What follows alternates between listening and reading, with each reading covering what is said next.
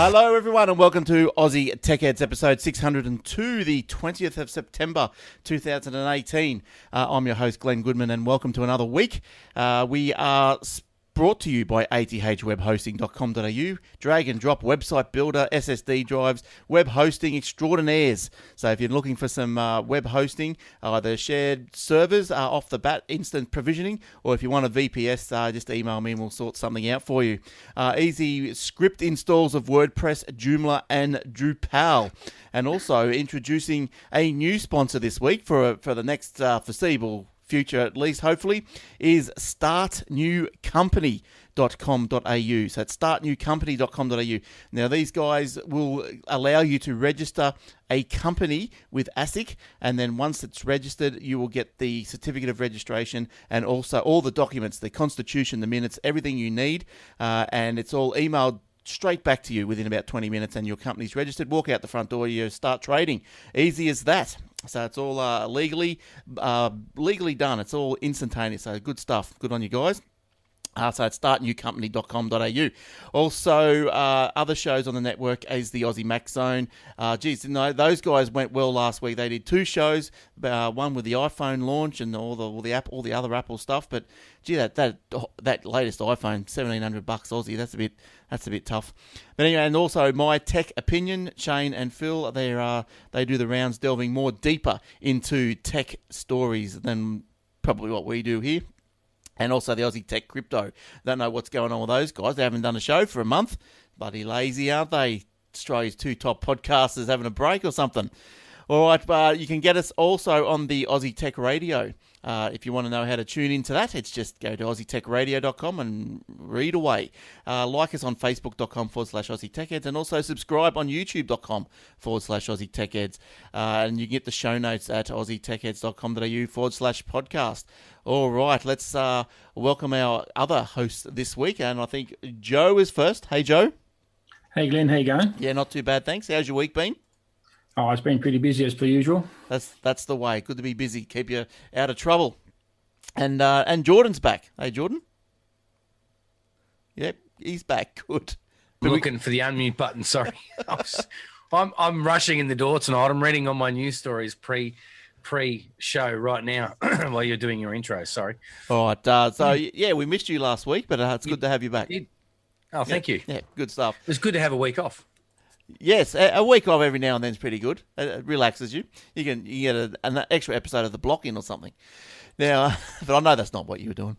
Look, we did get an email through. Oh, it was on the YouTube, and I tried to read it out last week, but the way it came through on the email was all jumbled up. So I apologise to the dodecahedron that sent that in. But then when I looked at the comment on YouTube, it was all formatted correctly.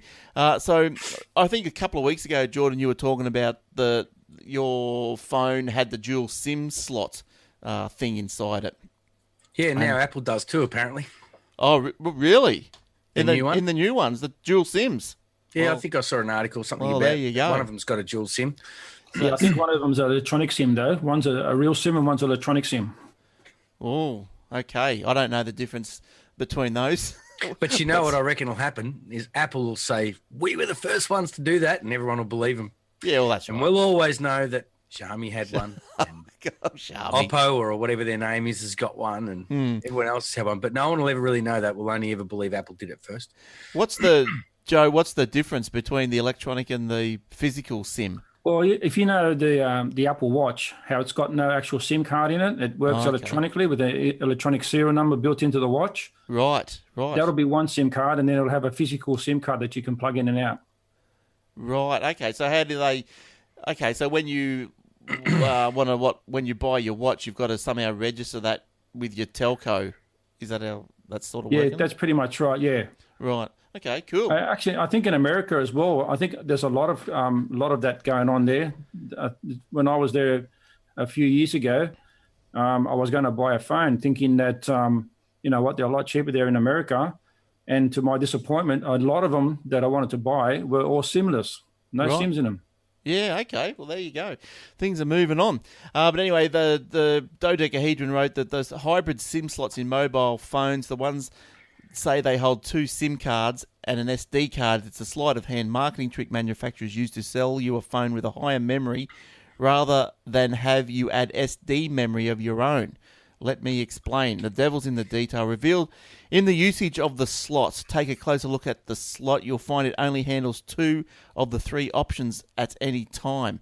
Never 3. You can have the following combinations. SIM plus SIM plus SD. You cannot have SIM plus SD. Oh, I see what he's saying. Yes, okay. Phone manufacturers used to offer SIM plus SIM in one slot and the SD in the other. So look, so he's got a fair bit of information. What I might do there is just post that into the. But that's funny though, because that slot that I pulled out of the phone actually had 3 individual slots. Oh, right. Yeah, that's pretty much then. You must have the same one that I'm thinking about.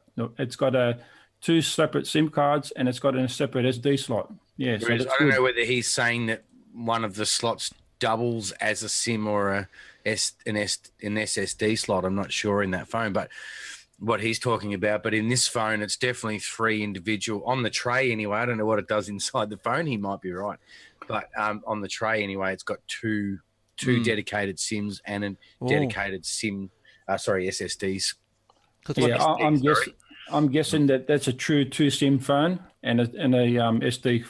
If you've only got 2 slots only, then I'm guessing that one would be an SD card slot, and then the other one would be a SIM slot, or 2 SIM slots, or you can't have 2 SIM slots plus an SD card slot. But the one you've got there, Jordan, which has got actually 3, then I'm saying that's a true dual SIM phone.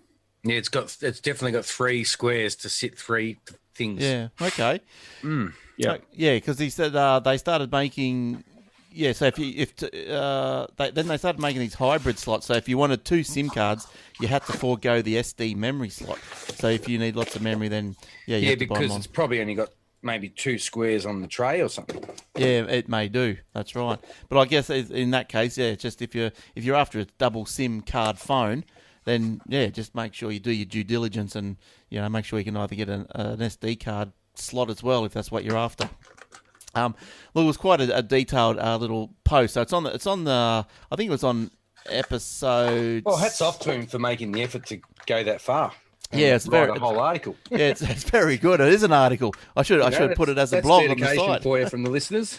But look, I'll put it in this week's show notes. Okay, so he goes on about a couple of things about the SD slots and also about Apple and the use of the word tablet.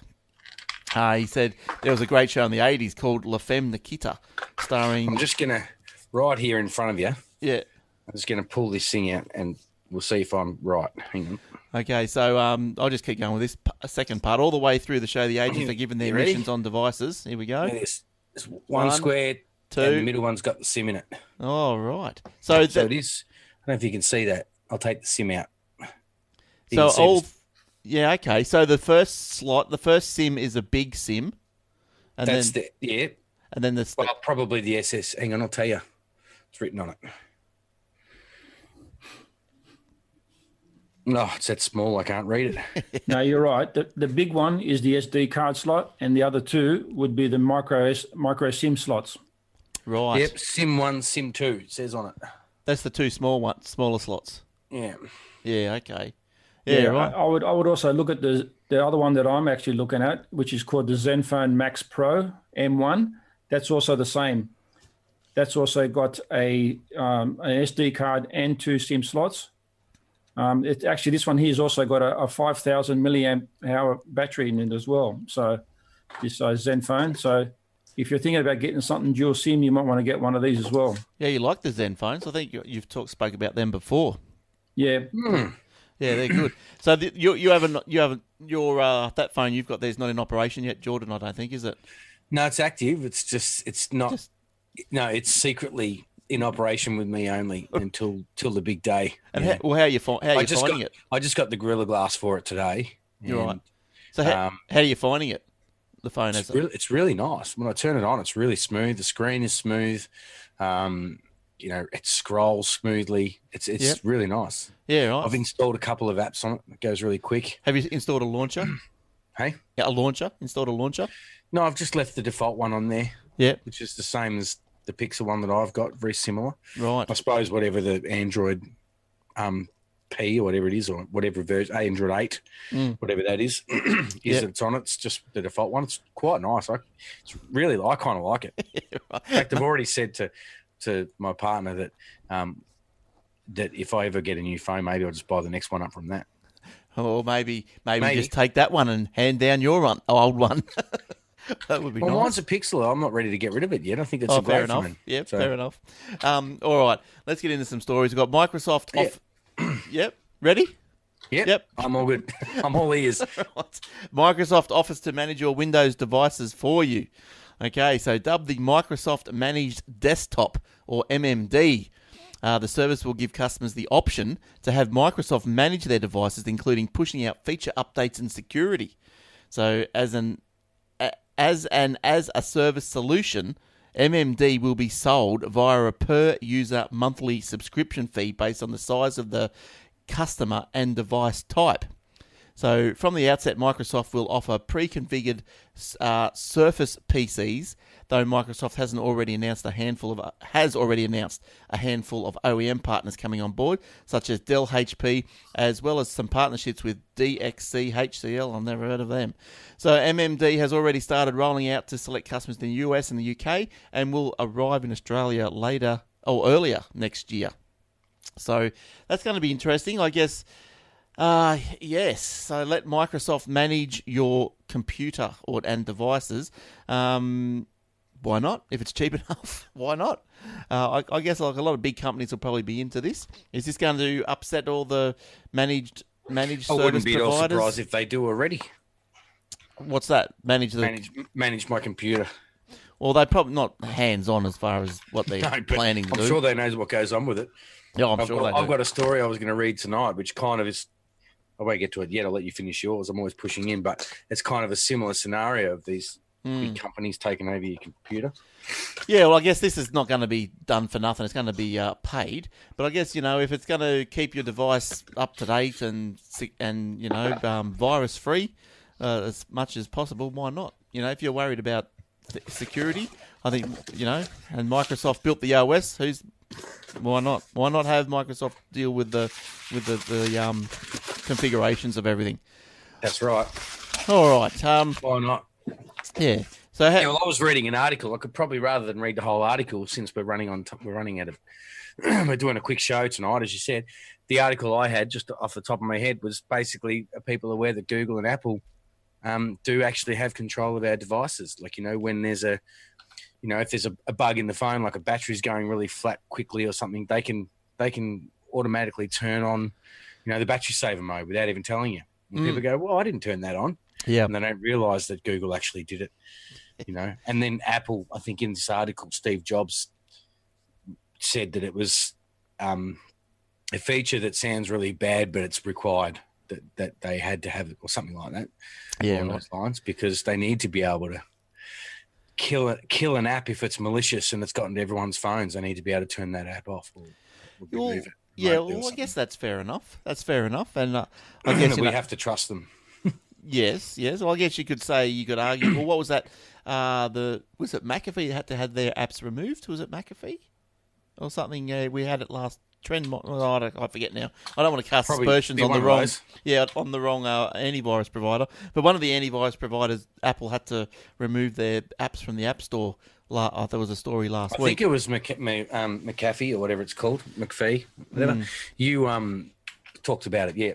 Yeah. So if that's going to be malicious and it's on everyone's device, well, yeah, I don't mind that. Take it off, yank away. But I suppose people would argue that they've got too much control and they could take away something that they're not meant to. I guess at the end of the day, don't use the phone if you don't want to. If you don't want other people doing stuff to it. So what do you think, Joe? Microsoft controlling your computer? Would you be into that, like a Office 365 subscription? Look, in a corporate environment, I'd say yeah, go for it, but not in a residential or normal, day-to-day use. But having said that, g'day, Eric. Home automations and stuff like that, that's coming. The control, so therefore it wouldn't surprise me if they're going to do it anyway. Yeah, so I suppose in the business at home, Yeah, I don't know. I wouldn't bother myself either. But like I tell you, with Office, that Office 365, that's pretty good. Like you get some great support from Microsoft out of that. I've written to them a couple of times, just asked a couple of questions on how to do this or how can I achieve this sort of outcome, and they've just emailed back within a few hours of the answer, and then followed up. That one person rang me, said, "Was that answer good enough?" I couldn't believe it. I nearly fell off the chair. Microsoft support always has been pretty good. I've used them before, and I don't even have an Office 365 subscription, but just being as a free user with Hotmail or Outlook or whatever, I've rung them up and said, what's to go with this? Or you get on the online chat on their chat to a tech support right now, whatever. I find them really responsive. Always have done. Yeah, they're not too bad actually. But that Office, I have to give them kudos because that was it's unheard of. So anyway, Joe, where are you going to take us this week? What have you been up to story wise? Well, everyone knows I'm into the home automation and into the Google Home and the Alexa. But I'm wondering whether people know of a protocol called ZigBee, ZigBee, and why some people use it in the home. No, I don't. I think I've heard of it, but I don't know what it is. Who is ZigBee? Okay, apparently, as people might be aware, there's been an explosion of home devices over the past few years. What was once referred as a home automation, and some might actually refer to them as the Internet of Things, has now settled for more than a friendly category called the smart home. Apparently, today's smart home has heating, lighting, cameras, sensors of all types, and they're all popping up every week to make your home into a connected home. So what's ZigBee? ZigBee basically is like a personal area network standard. It's like a Wi-Fi signal, but only it's running a different protocol. It's running the IEEE 802.15.4 standard. Right. So it's like a. So is it like just another Wi-Fi network just running around the place and won't interfere with the actual Wi-Fi network? It's just that's right. It's a different network, but it works pretty much the same, except for that. With Wi-Fi and Bluetooth, some applications are load powered, so therefore with ZigBee, the applications are low powered and don't require a lot of bandwidth. Right. So yeah, because it was saying here in your article that it operates as a mesh network as well.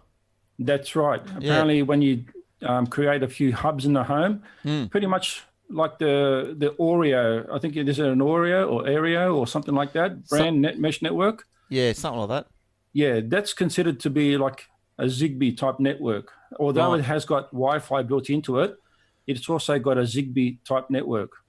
So so those of you who don't know, like a mesh network is like instead of your router that being the focal point of where the Wi-Fi signal comes from, the mesh is like, so each of these connected home devices, they'll be sort of like a repeater of the same network, if that makes sense. That's probably that's right. And if one of them happens to go down, then it communicates with another one that's close by to reestablish the connection. Yeah, and to keep going. So if you could see from top down on your network, it'd probably look like a Wi-Fi or ZigBee or sort Wi-Fi blanket over your house. And it's all like little connected, all different points, all these different devices are providing the connection. One goes down, doesn't matter. The next device will pick up the one before it. A little bit weaker, obviously, but it'll still pick it up and work. Yeah, that's right. There's a few companies around that are actually using this type of technology. You have Amazon are using it. A company called Honeywell, Huawei is using it. Philips are using it. Smart Things are using it. Right. Yeah, Belkin. Those little devices that you get from the IKEA store, those home automated stuff that you get from the IKEA store, that's running on ZigBee. Right. Okay. So it's those Osram light globes, they're running on ZigBee as well. Right. So it sounds like it's Bosch, becoming Miele, bit of Samsung, yeah, many more. Apparently, if you have a ZigBee network at home, it can support up to 65,000 different devices. holy dooly. Wow. That's awesome, isn't it? Yeah, so I thought I'd just give people, our listeners a bit of an update on that, because not many people know about ZigBee. It's a good protocol. It's a reliable protocol. It requires a lot less power than a standard Wi-Fi signal. And I believe there's a lot of products out there as well. Well, yeah, as you've said, there's light bulbs and everything. Like I can't believe all those products you just mentioned. How popular this is. This is awesome. Yeah. So so that's how it's all going to happen around the home. Good on you, Joe.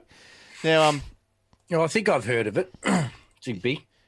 Yeah, I don't know if I've heard of it. I don't remember hearing it as being that. I remember hearing it some other way. I don't know. Wasn't there someone in some TV show called ZigBee? Something, maybe it was that. Yeah, I think there's another. I thought it was like a download site or something like that. I don't know. It could have been anything, but could have been. Yes. Sorry, Joe. I was going to say there's a network going around which is very similar to ZigBee, and it's called the M-Wave. Right. Yes. Yeah, that's another network, which again is very similar to the ZigBee, and you might find that a lot of devices are running on M-Wave, M and then Wave. Right. They're also a similar type of technology, just on a different frequency. Yeah. Okay. So that's not as popular as the ZigBee? Do you think the M-Wave? No, I think M-Wave is more popular than ZigBee. You'll find that the most popular one at the moment is the Wi-Fi, for obvious reasons. Everyone knows about Wi-Fi. Yeah. You'll find that M-Wave, then ZigBee, and I think there's another one. I just can't put my finger on what it's called now. But these are all different device protocols or different languages that speak with a lot of IoT stuff within the home network, and they all communicate. And you can actually run them independently. So next time and they've got pluses and minuses for either. Yeah. So if anyone's really interested in it, just do a Google search for ZigBee and how it works, and there's a lot of information out there. Yeah, good one. Next time I'm down the shop and I see ZigBee on the side of a packet, I know exactly what it is. Good one, Joe. Thanks. Oh, here's another ZigBee. This might have been what we're thinking about. ZigBee the zebra, who trots he trots into trouble. A 3D animated television series. There we go. ZigBee. That must be where I've heard of him. Maybe I've heard of it there somewhere too, probably. Okay. Charges laid over an alleged $3 million business email compromise scam syndicate. Now, the New South Wales Police and the Australian Border Force have charged 5 members of this alleged Sydney-based coordinated fraud syndicate for their involvement in a business email scam. Now, this group is alleged to be involved in business email compromises to more than $3 million, along with identity theft, romance scams, and the fraudulent sale of goods. Now, the detectives from the New South Wales Police, they've arrested, people all over Sydney, Liverpool Street in Sydney, in Chester Hill, in Granville, and a 43-year-old Nigerian national. Surprise that there was a Nigerian in there, at the Villawood Immigration Detention Centre. That's apparently he was the mastermind of it, and he was running it out of the detention centre. He said police said the Nigerian national allegedly directed the activities of the group from within the detention centre. He has been indicted for the allegation, as well as 2 counts of knowingly dealing with proceeds of crime and possessing identity information to commit an indictable offence. So there you go. Must be what they're trained to do over there in Nigeria, is just scam. That's all the problems seem to be coming from. But anyway, good stuff. Got him. All right, hopefully people get their money back, which I doubt. But anyway, have you guys ever been stung by a scam? No? No, not me. No, I haven't been caught out with one of those. No, we're too smart over here at the Aussie Tech Heads. We don't get stung by those sort of things. I get frustrated, though, by people hearing the stories that people do. Just a comment here from Justin. I just read that some ducted aircon companies you can't integrate with voice assistants. You can. It's difficult. You can. There are different types of devices out there that can turn different type of protocols to other protocols. For example, if you're running on the RF protocol, the radio frequency protocol, which controls the air conditioning, you can then get a converter, something like a broadlink converter, that will allow you to integrate with Google Home and then being able to voice assist it. Yeah, okay, nice. Yeah. So I know because up here in Queensland, I don't know if you guys have it down there, but, you know, when we were, I think it was last year or something, when we were going through, I don't know, you know, this climate change stuff that goes on all the time, people were being offered, money back for you to install an air conditioner, an approved air conditioner. I think they were Mitsubishi's or something, and that the government could control. So if there was too much power being pulled out of the grid, they could see your air conditioner and either turn it down, so as in turn your coolness up, if you know what I mean. So turn the aircon down, so that means that it doesn't get as cold, or to actually turn your aircon off. So I don't know what sort of technology that was running on, but that might have been something like you were doing, Joe, saying about, I don't know, but that's what they were doing up here. I was just trying to find a story on that, because that was quite. You can actually set up in the smart home like a thermostat that will do that for you. Yes, but this is like the government doing it. Okay. So it's a way to customer demand. So it says here, Energix and Ergon will develop the ability to remotely turn down customers' air conditioners and power in peak times. So under the proposed scheme, which actually did come in, electricity distributors would be paid millions of dollars by the taxpayer-funded regulator to find ways to avoid spending money, blah, blah, blah. Instead, they would be blah, blah, blah, blah, blah, blah, blah. It was a means, blah, blah, blah. But anyway, that's the guts of it anyway. Individual customers have to agree to the remote control power with a reduction in their electricity bills. It doesn't go into the technology in this particular article that I brought up. Yes, so retailers, blah, blah, blah. Yeah, so technology wasn't mentioned in this article, but that was the guts of it. The government could turn your air conditioner off if they wanted to. So naughty. But I believe, if I remember right, they actually give you some money incentive if they let you control it, don't they? Yes, that's right. Yeah, I think they give you maybe $300 off your install or $300 off the price of the special aircon. But still, I guess for the older people, the argument was at the time that the older people were the ones that were likely to take up the offer, and it was the older people that really needed the aircon in the summer. No good having aircon sitting on the wall if it couldn't work, and you'd get hot anyway. So it was about $400 cash back. Yeah, the Peak Smart program it was called. What else have you? You got anything, Jordan? What is it? I've got a couple.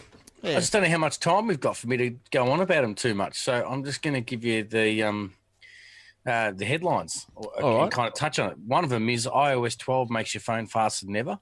iOS 12 could be summed up in one feature: speed. The rest of it is just a footnote, especially when you compare iOS 12 to iOS 11. So you may remember that iOS 11 was filled with many new features, especially on the iPad, but it was also the biggest release to date. Even the calculator app wasn't working properly, and let's not forget about messages arriving out of order on your keyboard. That doesn't make sense. Out of order, or your keyboard replacing the word "it" with I.T. Right. Don't know if you ever had that problem, but like many of you, I've been using the beta version of iOS 12 for the past few weeks, and even thought it was just a beta. Sorry, even though it was just a beta, iOS 12 is by far the fastest version of iOS of all time, and Apple just released iOS 12 today.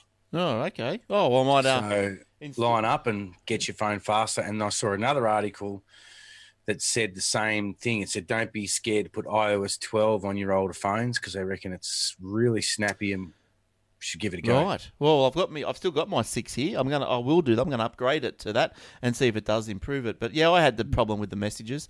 And, what did you? Yeah, I heard it even on a 5. What is it? The 5SC or something like that. It works good on that as well. Yeah. Right. Okay. All right, so PlayStation. We're going to quickly move through a couple of these. Oh, that was one of my other ones. Oh, I'm excited about this one. Let's go. Okay. Well, you go. You say. I'd have to bring it up. In fact, I can't even remember where I put it. So you go for it. All right, so PlayStation Classic. Sony announces a retro micro console of its own. It's probably in line, fallen in line with all the other consoles that have been doing retro versions of late. Nintendo did it, didn't they? So yeah, everyone's done it. Yep, that's right. So they've announced plans to release a miniature replica of the 1994 PlayStation console with 20 classic games included, and just in time for Christmas. What a time to release them. Now it's a shrunk down version of the original machine, which connects to TVs via the HDMI, and it's powered by USB. It includes two full-size replica controllers, the original kind, not the ones with the sticks. It's going to cost you around about, now this I'm not sure where. $99, is it? This was look, I actually got to see if I can get a video for you guys on the video, watching us on the video. I might have a video of the thingo. Alan Burton just posted on Facebook that he's installed iOS 12 and it's definitely worth installing, way faster. Oh, So, okay. Sorry to butt in. I just thought I'd throw that in there. Yeah, cool. So this must be an Australian price. It's $149.99. It's going to launch on December 3. So far, all of the 20 games haven't been confirmed. The games so far confirmed for the PlayStation Classic are the Jumpin' Flash, Wild Arms, as well as Trekkin' 3 and Ridge Racer Type 4, and of course Final Fantasy 7. So I think the people are saying that they haven't released the rest of the 20 because they're not really sure what they're going to be doing. Which ones? The article I saw today today said that they've got just off the top of the bat that they've got there's a picture there, Tekken and Final Fantasy and a few of those. I'm just hoping for Crash Bandicoot. Yeah, right. So you haven't got your old one then? You used to have one, obviously, because you're excited about it. I've got one, yeah. I've still got it, but it doesn't play anything anymore. Why not? I wonder if this new one will come with a CD facility I can put all the games in. Is the CD player broken, is it? Is that what? Oh, it's, how the I reckon the laser eyes used to wear out pretty quick in those things, I reckon. Yeah, okay. You can't put like an external CD player into it. Oh, no, it's one of those little really small ones. Oh, okay, right. Dome-looking ones. Right. It's like a second release of the first one or something. Oh, yep. What else you got there, Joe? This week, Apple Music announced that it will work with Android Auto. Oh, interesting. Yeah. Apple just released an update for Apple Music on Android, and it's the biggest in addition. It now supports Android Auto. So if you're an Android user but prefer to use Apple Music. Yeah, well, I guess they've got to. I think like Apple likes to keep everything in house, but I think when it comes to widely used sort of programs or widely used or things like music, you can't just keep it to yourself. Like if you want it to grow, you've got to just make it available everywhere.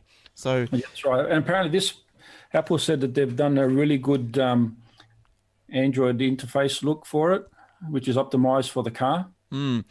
Well, so Apple reckons that they haven't ignored some of Android's conveniences, like the micro SD slot in the car. Right. It now supports using the micro SD slot storage. Okay. Yeah, so that's really cool. But it still doesn't support it on the iOS, but it'll support it on Android. So that's really cool. So I wonder, so the Apple Music works with Android Auto. I wonder if it's going to work the other way around. Will Apple let Google put their Google Music onto Apple? I heard that. I read an article today that they're putting the Google Maps on it. That's right. They have put Google Maps, and what was the other thing they put on there? There was one other thing. What was the other thing? Do you remember, Jordan, what the other thing was? No, I just vaguely remember it's kind of reading through it over the top of it, that it was, they were putting Google Maps in there, which I thought was interesting. Yeah, Google Maps to CarPlay. Yeah, well, that is interesting. I think...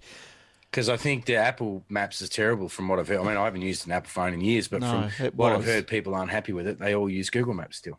Yeah, well, I use the Google. Well, I've got no choice now. I've got an Android. But yeah, I was never using the Apple Maps. I think even when I was using it, only not too long ago, like, you just go around in circles half the time, and then you just go, stuff it, and you open up Google Maps, and you get there straight away. So, Well, maybe that's why they've let Apple use Apple Music on the Androids, because Androids let Apple use Google Maps on the Apple. maybe it's a bit of tit for tat sort of thing. So, But Apple being Apple, they've always gone that one step further, and their search now allows you to search for songs by using the lyrics of the song. yes, in the HomePod or something, Siri, doesn't it? Yes. Yeah, but that also works on the Android as well. So that's something that Android haven't done yet with the search by lyrics. So you can potentially just say, Siri, what song has the "Walking on Sunshine" lyric in it, and it'll Walking on Sunshine. and it'll come back and go "Walking on Sunshine." You idiots! Yeah, and it'll go, something like that, and then it'll come back and it'll start playing via the Apple Music. Yeah, right. Yeah, cool. Yeah, it's like trying to sing the words into Shazam, isn't it? It never works out the same. No, well, you're supposed to even be able to hum into Shazam or SoundHound, and I've hummed. I've tried; it never works. Can you hum in key? Oh, maybe that's what I'm doing wrong. Maybe they think you're humming to a different song. Probably. I haven't got a musical bone in my body. The ACCC says it's prepared to sue telco executives who approve misleading ads. Well, here's a turn up. The ACCC says has put telcos on notice over marketing efforts that may mislead consumers, citing past ads from Telstra, Optus and Vodafone that use the ever-popular term unlimited to promote mobile data offerings. Now, earlier this year, 3 mobile carriers launched plans that offered unlimited downloads, but in all cases came with significant caveats that saw speeds throttled when a certain monthly quota was hit or certain uses. Well, it's still unlimited, so I can't see really what the problem is there. It's not bandwidth unlimited. It's the data that's unlimited, isn't it? The amount. Yes. Not the speed. Yeah, so anyway, penalties for breaching the ACCC law increased at the start of September. So penalties are now from an individual from $220,000 to $500,000 per breach. So that's more than a doubling of that penalty. Business is now greater than $10 million, 3 times the value of the benefit received. What does that say? Penalties for businesses are now the greater of $10 million or 3 times the value of the benefit received, or where the benefit cannot be calculated, 10% of the annual turnover in the preceding 12 months. Oh my God! So you wouldn't want to be caught doing that anymore, would you? Well, apparently Vodafone just got busted this week as well, but that's Vodafone in New Zealand, not Vodafone here. Right. Yeah. Very, very same thing for advertising unlimited data. Yeah, right. That's crazy. And then it looks like they're gonna go after the execs as well. So so that hopefully, look, that obviously the ACCC have had a bit of a problem. The telcos weren't listening. They're probably getting fined, I don't know, a couple of biscuits, and then they go, well, it's worth it. So, but now, geez, if you can't calculate, it's 10% of your annual turnover. That's huge. That's crazy. They won't be doing that. All right, Jordan, what else you got down there? I have to bring my page back up. I get so intrigued in what you're all talking about. I forget where I was. Well, I'll do another one while you look for that. I can't remember if I had anything. Oh, I've got a quick. Here we go. Quick Xiaomi one. Oh yes, we like Xiaomi. I always like Xiaomi ones. Okay, Xiaomi is admitting to putting ads in the settings menu of its phones. Oh no, Xiaomi, no. No, Xiaomi, the world's biggest smartphone vendor, has attracted some unwanted attention for its use of advertising through its Android software experience called MIUI, whatever that stands for. A Reddit user recently posted about their disappointment with the increasing frequency of ads showing up in the Xiaomi's MIUI apps, including the music app and even the settings menu. When The Verge reached out to Xiaomi for confirmation on this matter, the company responded with the following statement. Advertising has been and will continue to be an integral part of Xiaomi's internet services, a key component of the company's business model. At the same time, we will uphold user experience by offering options to turn off the ads by constantly improving our approach towards advertising, including adjusting where and when ads appear. Our philosophy is that ads should be unintrusive, and users always have the option of receiving fewer recommendations. I'm assuming what they're kind of getting at is that, we make our phones free and we give you good hardware, and we've got to make money somewhere. So we've got ads. That's kind of where I would see it. Oh, yeah. So that's to kind of put it in a nutshell. And I guess it's not illegal, but that's the trade-off, as they say, for a cheap phone, I guess. So, if you want a cheap phone, you're going to put up with ads. I don't know. I don't know. I wouldn't buy it now because of that. But that really? Way. Well, I haven't really played with the phone enough, but I've been in the settings and I haven't seen any ads at all. No, I haven't seen any ads either. And they did say it was in the MU. What did I say? It was the MIUI. So I'm wondering if that's the, like the Me UI. So okay, like the Me phone's UI.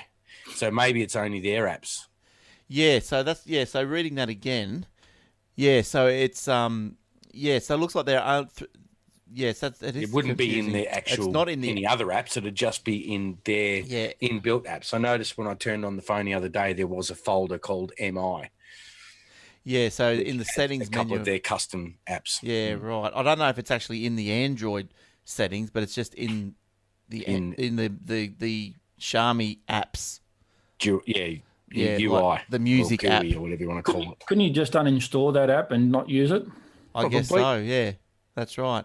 But it looks like this is what's starting to happen. When was this story written? Yeah, September 19. So, but it's like Spotify. You get Spotify free because you get ads. So you get a $280 phone that's worth, $800 because you get a few ads in it. And look, that's the beauty of the free market. Joe doesn't want the ads. He don't buy the phone. He's happy to do that. I might go. I don't care. I'm getting a cheaper phone. I don't care about a few ads. Well, how many people install the free versions of apps knowing that they get ads because they don't want to pay $2.99 for the pro version? Yeah, but look, it's good the to same thing, really, isn't it? Yeah, it's good to be aware of these things because it's good. They're not just shoving it in your face without asking. Because it could influence your purchase. But look, I don't care if they want to do it. Let them do it. I'm not going to say it's wrong or anything. Let them do it. People just buy other stuff. What you got any more there, Joe? Yeah, apparently there's rumours of a Google Home Hub with a 7-inch display. Oh wow, that's pretty big. This Google Home is actually made. This Google Home Hub is actually made by Google, and it's got built-in Google Assistant. Nice. Yeah, so it's going to be a bit like the Amazon Echo Show. Oh yes. Yeah, so where it's got like a 7-inch screen on it. I've seen that Echo. Is that the Echo they've been showing on the block? The block's been having a few of those sitting around the place. I don't know. I don't watch the block. Oh, the block. It's good. I don't really watch TV. How bad's that? Sorry, Joe. Keep going. That's okay. The design of the device, which has been, some photos have been leaked, is white in color and reminds us of the existing Google Home products with the, the greys and the colors that it comes in. Okay, so I don't know. Is it my imagination, or has Google Home got a little bit better the last week or 2 weeks? Because I find that now it's starting to work better for me. The phone's listening to me. Everything's working. It's amazing what they're listening to. I wonder what they listen to. Could be listening to anything, couldn't they?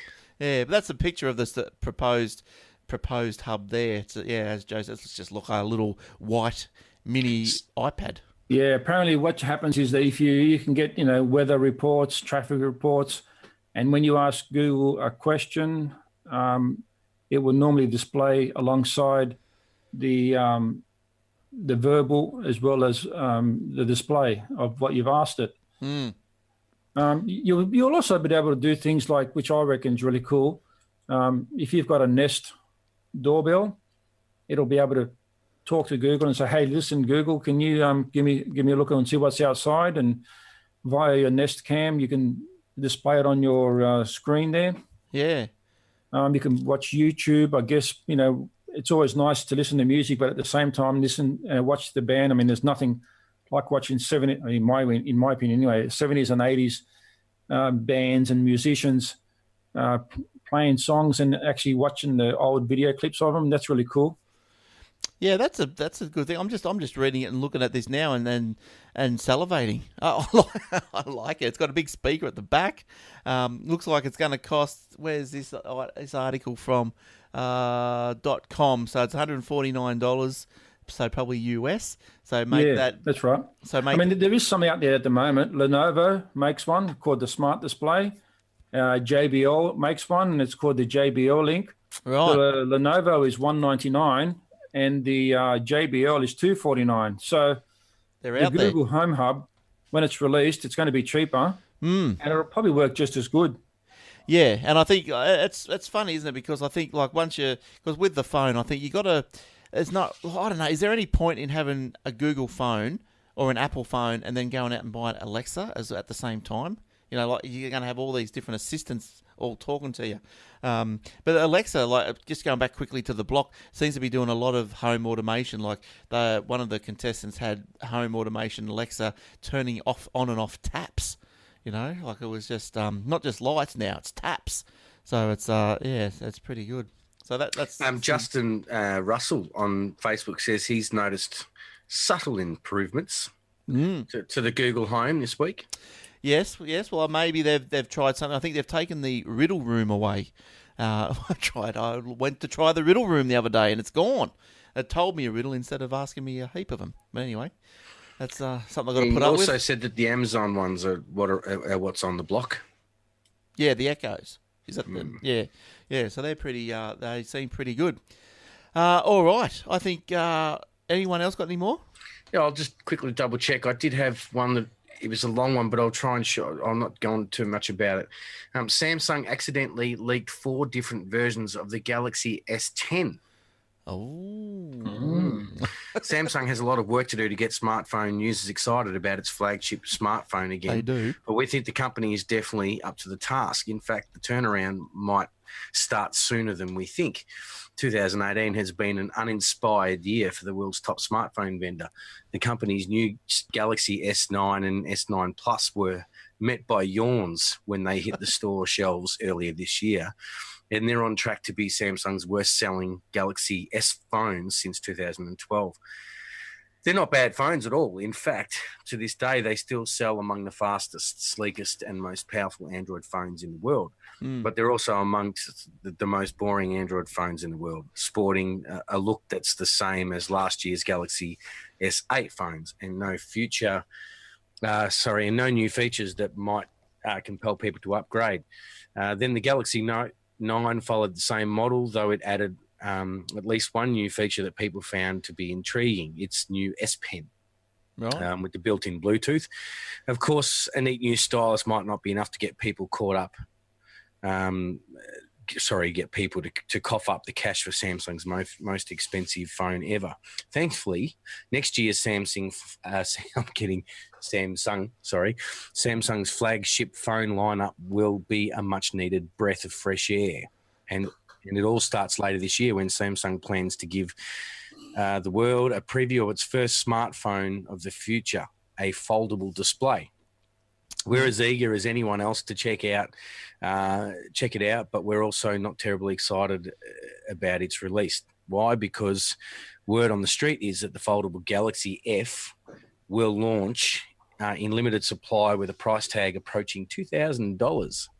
There's another up-and-coming new Samsung phone we're far more excited about, and a new leak offers additional details about the Galaxy Samsung S10. This is, as I said, carrying on a bit long. Samsung's 10th anniversary Galaxy S phone is shaping up to be the company's most exciting flagship handset in years. In fact, it might end up being Samsung's most exciting smartphone ever. So much has already leaked, and just about everything we've heard has been good news. The Galaxy S10 will be Samsung's first new smartphone to be powered by the next generation S nanometer chips. Right. Apple's new A12 Bionic in the iPhone XS, XS Max, and XR is the first S7nm chip to reach consumers' hands. But Qualcomm and Samsung's SNM offers won't be far behind. Stop me if you think this is carrying on too far. Well, what I was going to say, big red. I'll just skip ahead. A big redesign also works. Is also in the works for the Galaxy S10, and Android fans are excited. Rumor has it the new phone will finally feature an all-screen design that puts it on par with other modern smartphones.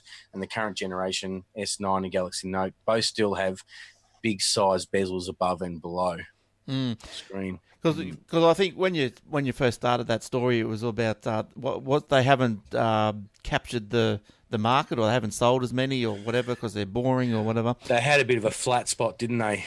But I think, like as far as as far as the Western world is concerned, I think Apple's got people's imagination. I think Apple has got the story behind it. It's got the story starting in the garage, They've making got good computers. marketing, Apple. They always have had. Yeah, and I think like when you look at a Samsung phone, to me, and like I'm not a big phone person, but when you look at a Samsung phone, I go, well, why do I want to buy a Samsung worth $800, which looks pretty much does exactly the same as a Xiaomi? Why would I want to do it? I don't know. I don't know. Because you don't want the ads in the settings. Yeah, probably. That was my thought exactly, Glenn, when I bought my LG phone. Yeah. Back then, the LG was like $450, and their equivalent Samsung phone was like $899. And I'm thinking, but it's the same phone. It's got the same processor. It's got the same amount of RAM. It's got the same amount of memory in it. Why spend $800 when I can spend $450?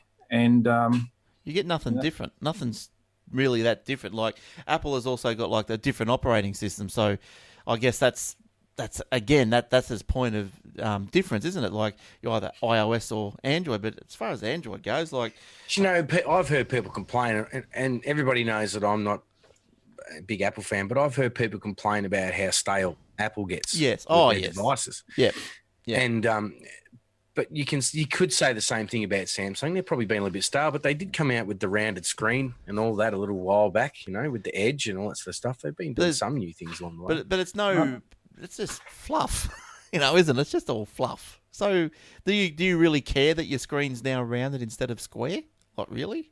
Is that going to make you? Well, do you really care about having the notch up top? No, I don't. No, not really. The Samsung S, they said in that article a bit further down that there's rumours of it having the under the screen, finally getting the under the screen fingerprint. Right. Okay. So it'll be edge to edge all the way around. Look, I guess under the screen. But do you really care if your fingerprint scanner's under the screen or not? No, it's just another greasy mark on the screen. I was in the Telstra shop today, and I just got chin wagging to the guy behind me who was waiting for his turn to get to the counter. And I said to him, what phone you got? He's like, I've got the latest Apple. I said, oh, yeah, and you're a tradie or something, mate? And he's like, yeah. He's like, I'm in the truck all day. He said, I don't even pick up the phone. He said, all I do is make sure I get my jobs, my job's on the phone. People ring and go, got to go and do this and got to go and do that, you know? Yeah, well, he was like 65, and I'm thinking, you know what? Most people don't use any of their phones to their full potential, yet they go out and they blow thousands of dollars on something that can do absolutely everything. Yes. And I said, all you need is a $99 Telstra phone. Yeah, I think over time, yes, okay, you can go, oh yeah, look, the new phone's got the fingerprint thing on it. Cool. Yes, the new phone's got the, I don't know, a better speaker in it. Cool. Yes, the new phone has got the, I don't know, whatever in it. Cool. Faster, whatever. But as far as aesthetic goes, like I don't care if it's square or round. I don't care if it's got a notch or not a notch. I just worried about people get blown away by something new. That's what makes them go out and buy them. Like if you turn like Samsung doing their rolled edge, people go, oh, let's try that. Yeah. And that could be different. Yeah. Or Samsung come out with a folded phone. I can fold it up and put it in my pocket. That sounds cool. Let's try that. Well, that's enough to give me a bit more excited than the round. The intermediate ones, like you say, just a bigger processor or a better sounding speaker, it's kind of not really enough, is it? No, unless like they do what Apple did, and the phone's just slow until you go, oh, new phone, it's faster. Yes, I have to have it because it's faster. And now to prove that was them doing it, they can release a new operating system that makes them all faster. Yeah, what a joke. Yeah, it's a joke. I think they were just slowing it down so you go out and buy another one. Yes. But anyway, All right, we'll leave Samsung there. Leave them to their woes, but whatever. But yeah, but as we said, Joe, like you just can't. How can you justify a $1,000 Samsung Android? Well, what's the point of difference? There's not really too much these days. There's not. There's not. All But right. you know, here's something else old that's coming back. Patrick Stewart to star in a new Star Trek series as Jean-Luc Picard. Good. It's the only Star Trek I've ever You're watched. kidding me, hey? It's the only Star Trek I've ever watched. Is the Next He's Generation. coming back. Yeah, he's all right. It's official. Patrick Stewart is returning to Star Trek. Good. The Good. acclaimed Shakespearean actor is set to headline a new Star Trek series. You got all excited about it too, apparently. Oh, I'm Should've- not that excited. He wasn't my favourite captain of the Star Trek, shows. Who was your favourite? I'd have to say I'm a bit of a Voyager fan so far, although I have backtracked and gone back and watched the '60s one, the first one, right, the original series, Yeah, no. and I quite like it. And what's his name? I can't remember his name. The captain of that, Kirk. Yeah, he's coming to Melbourne. Oh, Or right. something to do his stand-up show or something. Oh, Got a God. story of his life or something. How old is he now? William Shatner. He must That's be his getting name, on. Shatner. Yeah. You go How can and you have, forget that for a last name, Shatner? go and have a look. Have you ever seen the William Shatner's roast?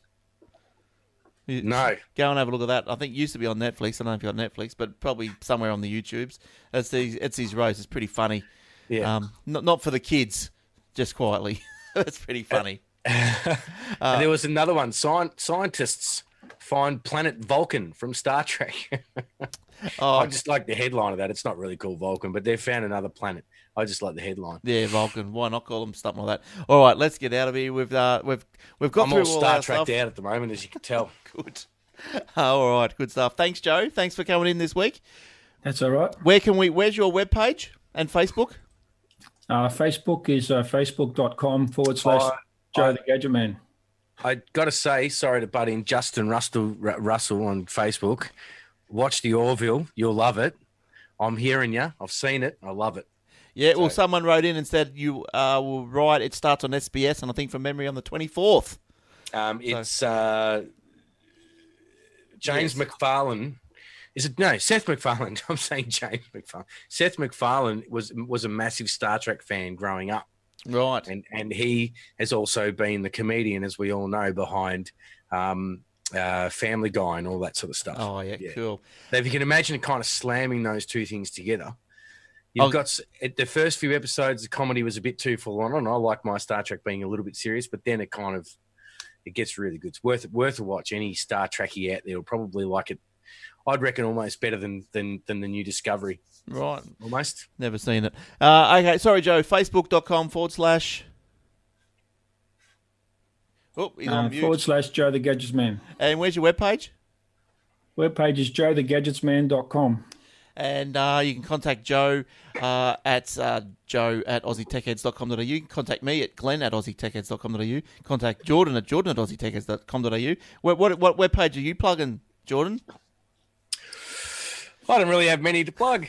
You can go and have a look at my tribute show, but it hasn't done a show for a while, which is lightningcrashes.com.au. Will you do singing lessons over the phone? I have talked about that. Maybe some Skype lessons or something, but Yeah. Well, there you go. If you want to sing, that's an old tribute show. You might find me. You'll find some videos of me singing there, doing Ed Kowalczyk, Oh, what's the website? lightningcrashes.com.au. All right, good stuff. And Well, do you remember the band Live? They sang Lightning Crashes and yeah, yeah. sort of. So I just sing a few of his, but I've got other bands that not tribute shows, but other bands as well. But that's probably the one you'll find Yeah. the most videos on. All right, lovely, love it. All Have a right, look. And you can, get all the stuff that you need at the aussietechheads.com.au /podcast. All right, thanks for tuning in. Thanks, Facebook. Hope you had fun. We're going to get this Facebook Live sorted out one of these days. It was sorted out, but we had a little bit of issue the last 2 weeks, and I think I'm back and it's on. Facebook changed a couple of settings around on us, and we'll blame that anyway.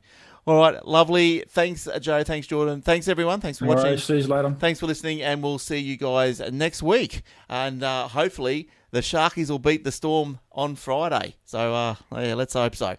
Big, hard game. I'm waiting to hear that Melbourne wins something. No, they're losing. Okay, that's it. Well, they're losing. Come on, give them a chance. All right, see you guys. Bye-bye. So, I'm not entertaining that conversation. Neither am I. Good night, guys. Good night, Facebook.